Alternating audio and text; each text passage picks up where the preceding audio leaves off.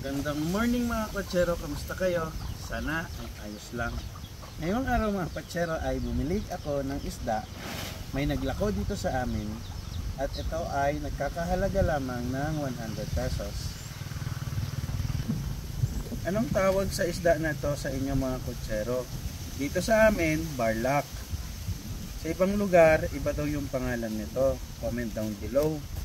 Masarap ditong gawin mga kotsero ay sinabawan. Naglalagay ako ng asin para matanggal yung dulas. Yan. Yan. Dahan-dahan lang dapat dito mga kotsero kasi matinik ito. Sobrang daming tinik. Yan. Tapos, saka na babanlawan.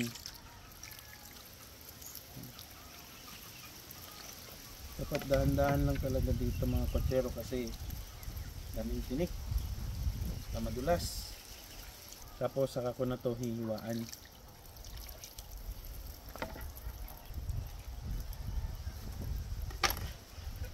Tapos may konting kaliskis to mga kotsero kaya tatanggalin natin. Marami yung ganitong klaseng isda dito sa amin.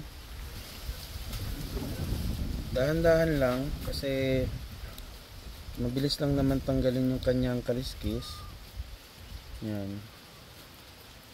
Masarap to sa sinabawan. Lagyan mo lang ng tanglad.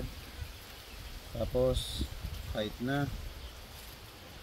Tapos hiwain natin para matanggal yung lamang loob. Tanggalin natin yung hasang. Medyo matulis lang. Tapos malinisan na natin. Babanlawan na lang natin ngayon.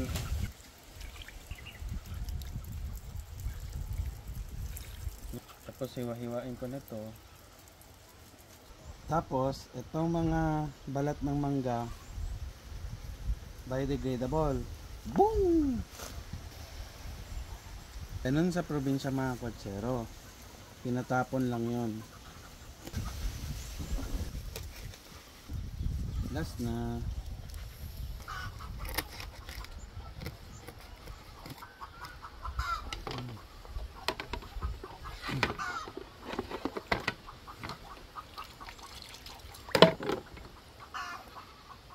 Okay na to.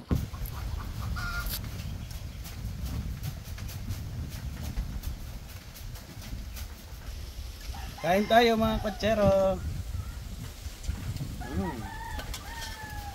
Sarap. Siyempre love your own.